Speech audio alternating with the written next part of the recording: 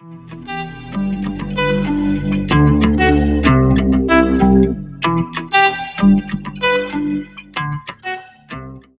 to the fourth part of Spring Boot Tips series. In this episode, we are going to learn about Spring Boot support for testing.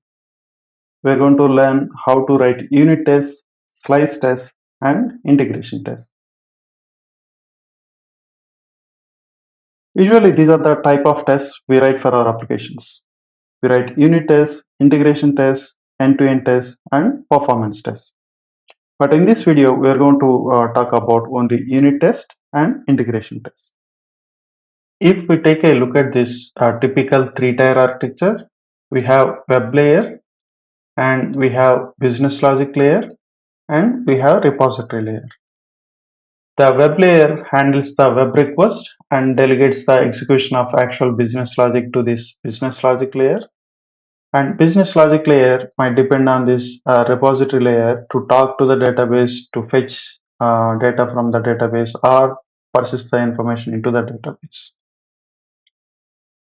We should be able to write unit test for this business logic layer, but here we would be able to create an instance of customer service along with its collaborative dependencies. However, we are depending on this repository layer which is talking to the database. So in order for us to write unit test without having to talk to the database, we could use mock dependency of customer repository and then set the desired expectation on customer repository and verify the behavior of customer service layer. But for testing the customer controller, we need framework support because in Spring Boot applications, we use Spring MVC support for implementing this customer controller. So if you want to unit test only the customer controller component without testing all the rest of the dependencies, we need to use Spring Boot's slice test support. So for testing these controllers, we typically use at web MVC test slice test annotation that is going to load only web layer components, and specifically you can specify only load customer controller and verify the behavior. Similarly, we should be able to test customer repository by using at data JPA test if you are using Spring Data JPA. So again, these slice test annotations will load only repository layer components, and then we should be able to verify the behavior. And we can write integration tests that loads the whole application components, and then we can test the behavior end to end. Like we can trigger a API endpoint which talks to actual customer service and customer repositories and talking to the database. So Spring Boot provides at Spring Boot test annotation at Spring Boot test annotation for implementing this integration test. While using at Spring Boot test, it's going to load all the components and then verify the behavior. Let us generate a Spring Boot application and learn how to write tests. So here I selected my own project and provided project metadata, and I choose Java 17, and I have added these starters: Lombok, Spring Web, Spring Data JPA, and Flyway for database migrations, and H2 database. So I'm generating the application. I have imported the application into my IntelliJ IDEA, and also I have implemented a couple of JPA entities and repositories, services, and a couple of REST API controllers.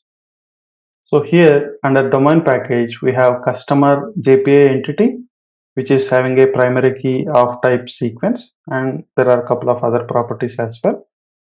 And there is customer repository, which is extending JPA repository.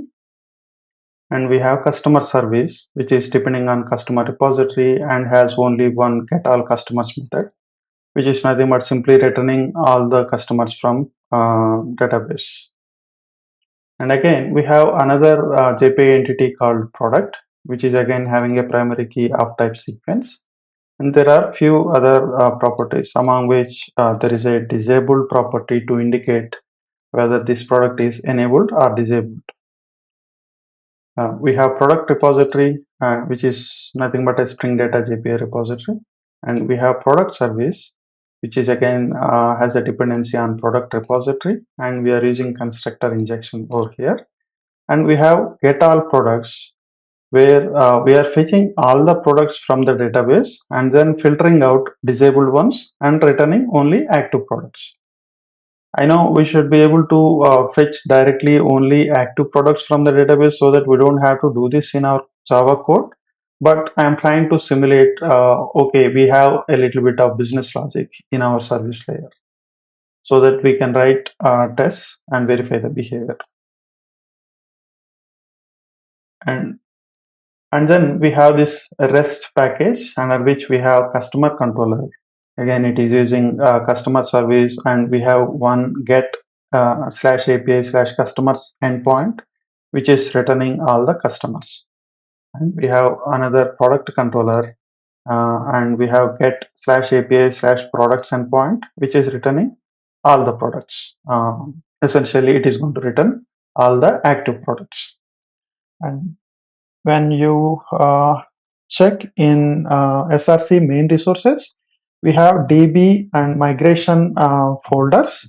Because we are using flyway migration, we have one script v1 underscore underscore schema init, and here we have created a couple of sequences and also customers and products table, and we are taking this sequence next value as the defaults for this, and their ID is the primary key. So basic table creation script, nothing fancy. And what we have in application properties, we simply enable this generated SQL logging to the console. So these are the classes we have in our application, and we are going to write unit test, slice test, and integration test.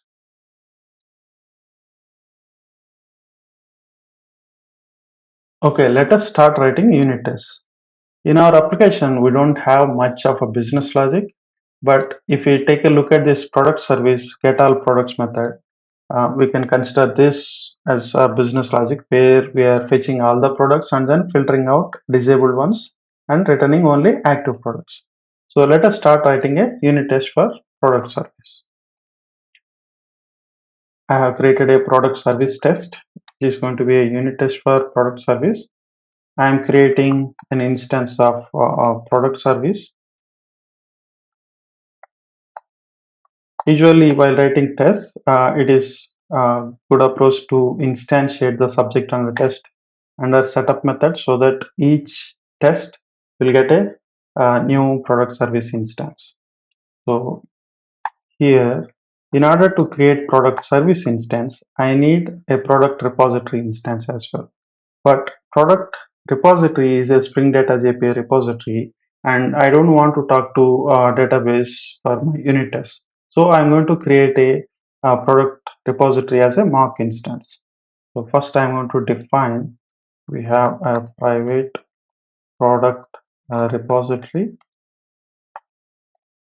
and I'm going to create a mock instance of product repository using Mockito dot mock product repository dot class. So I have used Mockito to get a mock instance of product repository, and I am using that mock dependency and creating a product service object. Next, I'm going to generate a test, and let us name it as should return only active products. So usually while writing test, we can follow this pattern of arrange, act, and assert. So arrange is we set up the required prerequisites, and then we actually invoke the business logic that we want to test, and then finally verify whatever the criteria we are checking for, is it met or not. So for this one, we are going to set this product repository in such a way that when we call find all method, it is going to return a couple of products. So first let us create p1 new product, and it is id and p name1, p description 1, and big decimal 10, and it's not disabled, it's an active product. And I'm going to create another one,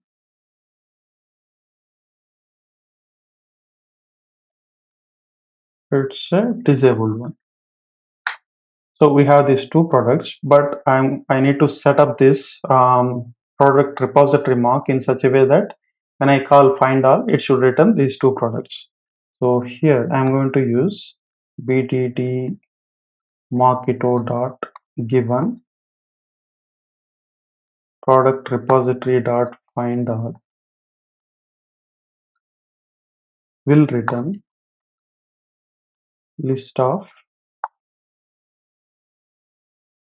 p1 and p2. So I am setting up this expected behavior for this mock. When I call find all, it should return this list containing these two products.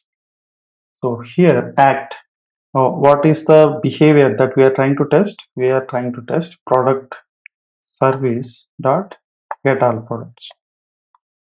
So here we got products. And what is our actual verification? It should contain only one product. That too, it should contain P1 because that is a active product, and we shouldn't get P2 because that is a disabled product. So we are going to use assert j annotation assert, and we are going to use assert j support for asserting this. We have assert j assertions products has size 1. It should contain only one product in the list. And again, we are going to assert that product start get of 0. As we already asserted there is only one element, we are going to directly call this first element and then checking get id is equal to 1. Okay, so here we created a couple of products, and then we are setting the mock expectation product repository dot find all. When we call find all, it should return this list containing these two items. And when we call product service dot get all products, our expectation is once it loads all the products, it should filter out the disabled ones and then return only active products. So in our case, it should return only P1. So here we are asserting the return the list should contain only one product in the list, and we are asserting the id of the return product should be equal to 1. Okay, let us run this test.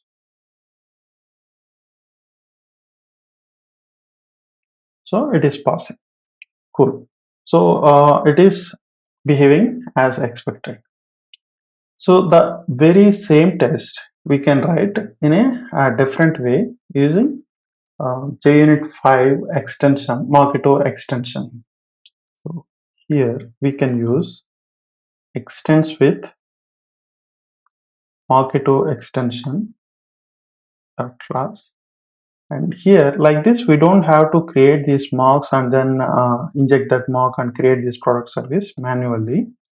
I'm going to comment this part, and here I can use at mock annotation for this product repository because I want to create a product repository as a mock, and I will use at inject mocks so that it is going to create this product service instance, and it is going to use this mock object while constructing this product service instance. Okay, and if I run this test, it should work fine. So it is working exactly same as earlier. However, I don't prefer this Mockito's annotation based approach for two reasons. One is let's say there is a change in the product service constructor. Now we are going to take customer repository instance also for product service constructor. And if we go back to product service test, it doesn't even show any compilation error or something. Whereas with our earlier approach, we can clearly see there is a change and it's a clear compilation error that you will get to know, okay, something got changed for product service immediately. And another reason is right now in our product service, we are using constructor based injection. Another option is we might use field injection at auto. This is called field injection, but it is highly discouraged to use field injection. But when we use this annotation based approach for Mockito, it still works. How it works? Because it's going to use reflection and create a mock implementation of this product repository, and using reflection, it is going to set on product service and it will work fine.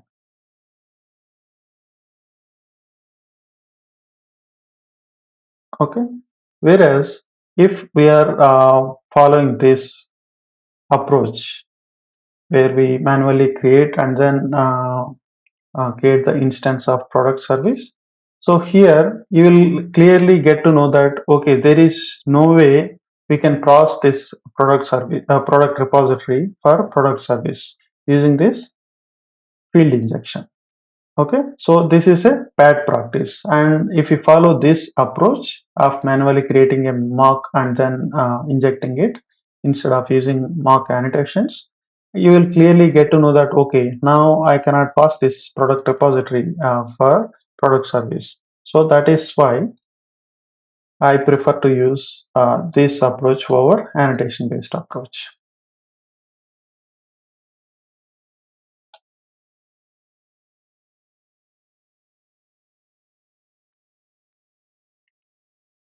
Okay, so I'm reverting these changes.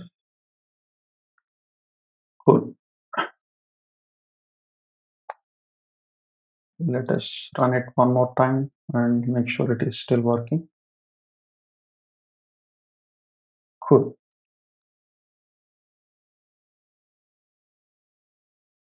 Okay, now let us take a look at how we can write unit test for our product controller.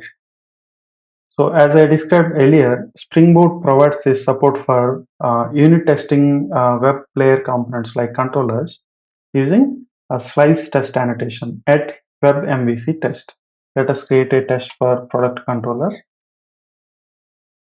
Okay, and we are going to use at web MVC test, and also we are going to specify we are going to write this test specifically for product controller. Okay, and we can use mock MVC to trigger this API call. So usually in unit tests, we create an instance of what class we are trying to test and then make a call to some method and then verify the behavior.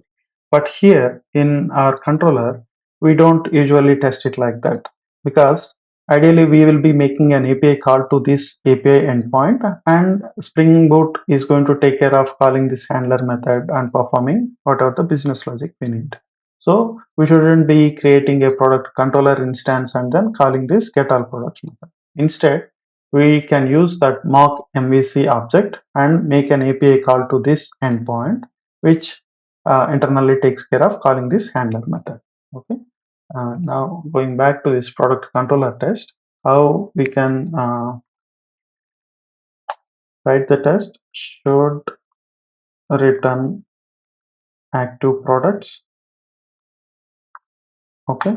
Here we can use this mock MVC dot perform mock MVC request builders dot get, and the API is slash API slash products, and we are going to and expect mock MVC result matchers dot status dot is okay.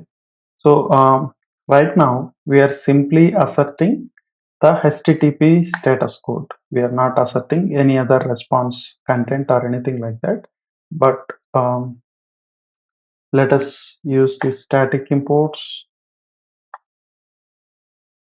Okay, now it is much easier to read.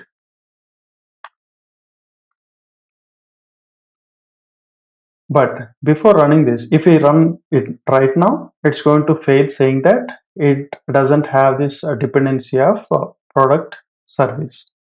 When we use this at web MVC test, it is going to load only the controller that we specified here and rest of the core Spring MVC infrastructure only. It doesn't load any of the dependencies. So in our case, we have this product service dependency, but it's not going to load from product service bean. So if we run it right now, it's going to fail.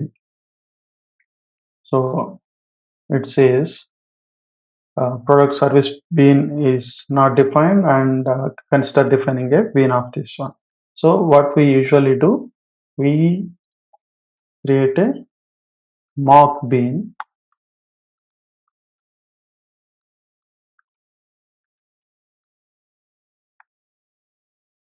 So if you notice earlier we used while writing unit test, we used at mock, that is plain Mockito annotation. But this at mock bean is a annotation from Spring. So why we use this annotation? Because while trying to create this product controller, Spring Boot tries to instantiate through its own dependency injection mechanism. But as I mentioned, when we use web MVC test annotation, it is not going to load any of the other layer components. So here we are adding a component using mock component to the application context through this annotation. So right now, before running this, we can set up bdd mockito dot given product service dot get all products. We can specify will return say empty list for now just for test. Okay. So just like unit test, you can set up whatever the expectations you want to set and then make an API call here. Okay. So it passed. What if I don't specify any of the controller here? If I simply run it right now, it is going to try to load all the web layer components. In our case, we have a couple of controllers, right? It is going to try to load all the controllers, not just product controller. And while trying to load this customer controller, it looks for customer service bean, and we it doesn't load this customer service bean using at web MVC test. So it's going to specify giving the error that customer service bean needs to be defined. Okay. So ideally, when we are writing unit test for any controller, we should be specifying for what controller we are trying to run the test. Okay.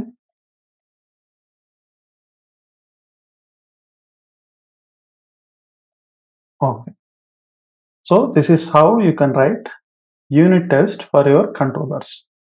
So it is not going to load any of the other layer components like repositories or services. It's going to only load this controller layer components, web layer components, and then we can use this mock MVC to fire this API request and then assert the response. Okay, we learned how to write a unit test for controller.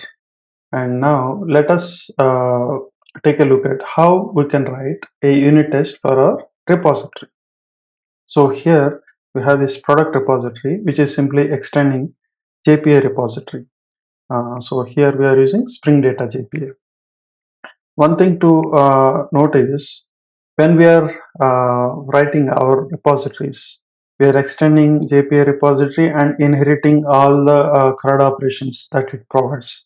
So if you are simply using those CRUD operations that are inheriting from this GPA repository, ideally we don't need to be writing any test because that functionality is already battle tested and it is expected to work. But if there is any custom methods that you have written, or you are trying to change any of the existing methods behavior, then you should be definitely testing that logic, your own custom logic. You don't have to test the frameworks that is already tested by the Spring Data team. Okay, but right now, just assume that we have some custom method and how to test it, or even we can create a custom method to just to showcase how we can test unit test product repository. Let us say we are going to write list of products and find all active products.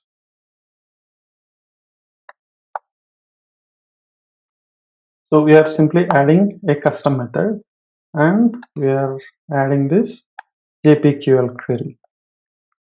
Select P from product where P dot disabled equals to false. Okay. So in this case, we can write a unit test.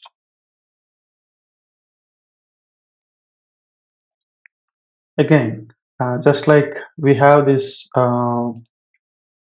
at WebMVC slice test annotation, for testing this product repository also, we can use at data JPA test annotation. Okay. So because we are using Spring Data JPA, we are using this at data JPA test annotation. Otherwise, if you take a look at it, there are a lot of other support also. If you are using plain JDBC, you can use data JDBC test. Or if you are using MongoDB, you can use at data Mongo test.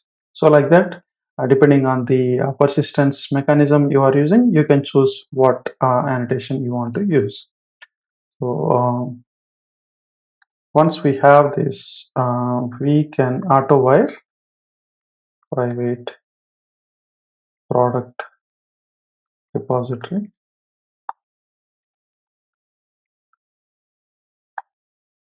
and should get all active products. Okay, and so we are going to call this find all active products. But here, when we use this at data JPA test, it is going to set up a default in-memory database and then auto configure the data source, and then it is going to create this product repository bean. So you will be able to call this method. But however, right now we don't have any data to verify whether it is actually fetching the right products or not. So how do we set up the test data? So one option is, typically when we use any repository, one option is you can call product repository dot save and give a product instance. But I prefer not to use this approach because if there is something wrong in the product repository dot save method, but it is going to showcase it as find all active products failed, but the actual failure is in saving the product. So I prefer to use at AutoWire private JPS entity manager and insert a couple of products. We can insert entity manager dot persist new product. ID is null. Let's p name 1, p description 1, big decimal 10, and it's active product. So similarly, we have another product. It is a disabled one. So we have these two products saved, and then we are trying to call this find all active products. And we hope it should contain only the first product. Okay, and assert that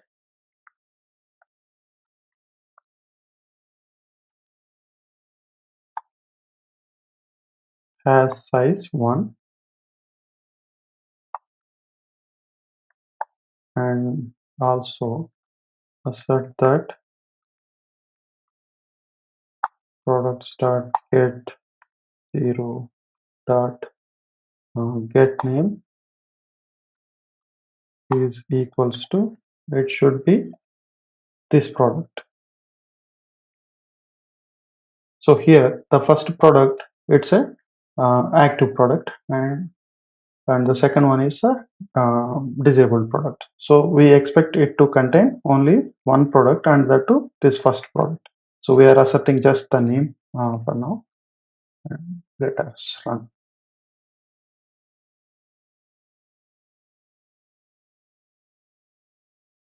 So we can see it performed all the calls, and then it is verified successfully. Okay. So one thing to observe here, right? Right now we are using H2 database only, but in production, most likely we use some real database like a Postgres or MySQL or something like that, right? So by default, when you use at data JPA test, it is going to auto configure any in-memory database if you have any database drivers that support in-memory database like H2 or HSQL or something like that.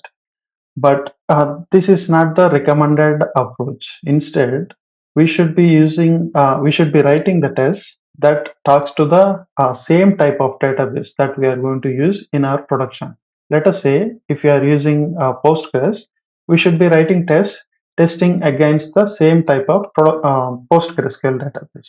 So one approach is instead of using this in-memory database support that comes with out of the box with at data JPA test, we can use this project called test containers.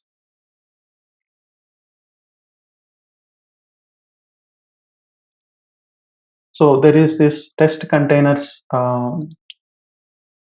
framework that uses Docker under the hood, and you can use these test containers to automatically spin up a, database of type Postgres or any other database type also. And you should be able to configure it to talk to that database instance and run the test again. But we are not going to cover how to use test containers in this video. We will have a next episode that exclusively talk about how to use test containers. Okay. But keep in mind that if you are using real database like MySQL or PostgreSQL in your production, you should be running the tests using the same type of database. Otherwise, it may give you a false impression that your application is running fine because you are running tests against some in-memory database, but it may fail in production because you are using a different database. So always prefer to use the same database for testing as well.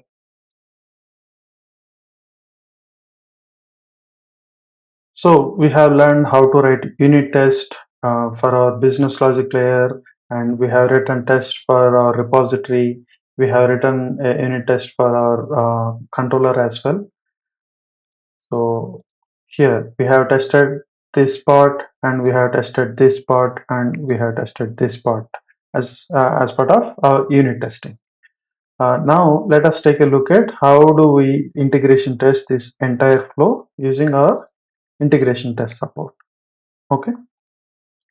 So let us create a product controller integration test.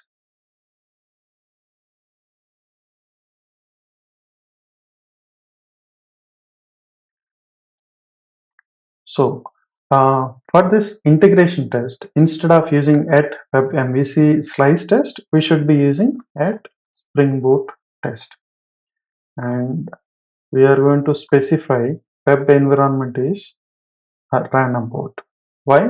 Because by default, if you run this, it is going to start on port 8080. But let's say in our build environment, like in Jenkins or GitHub Actions or something, there is a chance that it may collide with other services running on the same port. So we can specify this random port so that this test will start this application on a random available port so that it won't conflict with any of the existing process. Okay. And how do we write integration test? We want to trigger one API endpoint, and it should all the way go through entire service layer and repository layer and talk to the database. So we can use the same mock uh, MVC to trigger the API call, private mock MVC. However, when you use at SpringBoot test, this mock MVC object won't be auto-configured. If you take a look at this other controller test, when we use at web MVC test, it's a meta annotation which is annotated with auto-configure mock MVC, right? But this is not the case with Spring Boot test annotation. So we need to add this by ourselves at auto configure mock MVC. Now we are able to inject this mock MVC, and the test would looks almost same.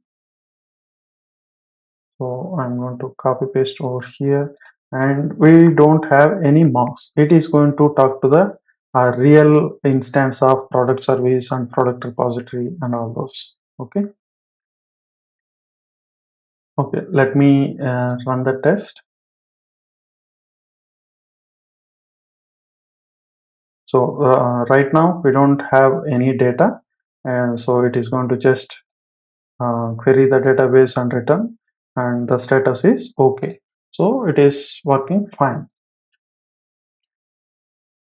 A common mistake that people do while writing this unit test for controllers is instead of using at web MVC test, they use this at Spring Boot test and possibly specify web environment. Okay, and also specify at auto configure mock MVC, and it works fine. So it works fine, right? But the problem is if you take a look at what exactly is happening behind the scenes, when we are using at Spring Boot test, right? It is going to load all the classes, all the services, all the repositories, and then it is going to trigger this API endpoint. But in our unit test, we don't want to load all other services or anything like that, right? We are testing only product controller, and also we are injecting this product service mock bean. We are not even using a real product service. So, but let us put some console logs so that we'll get to know what is happening under the hood. In our customer controller, I'm going to put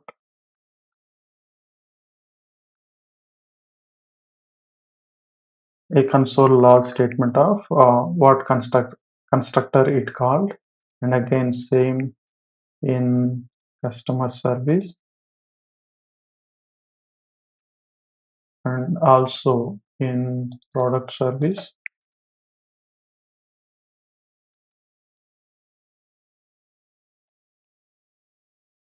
and in product controller as well.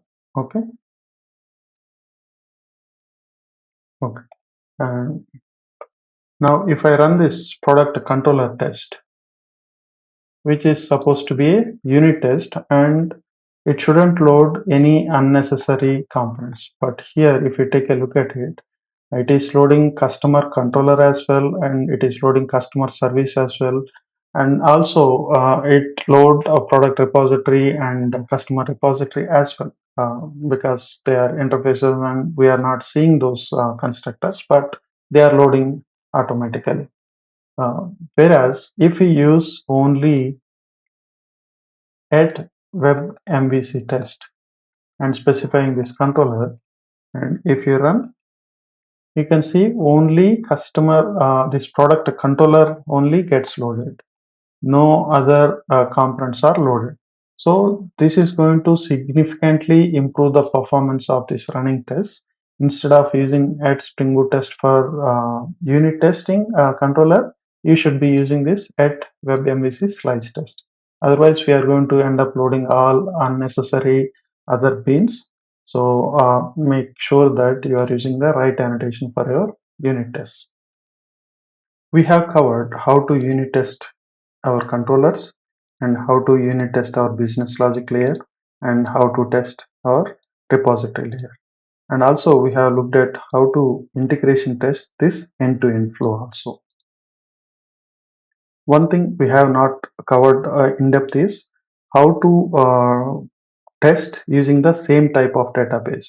So in the next episode, we are going to take a deep look at how we can leverage test container support to write the tests that are using same type of database, be it MySQL or PostgreSQL. So we are going to use these test containers to spin up Postgres container and then run our tests against the Postgres database. I hope this video is helpful and thanks for watching.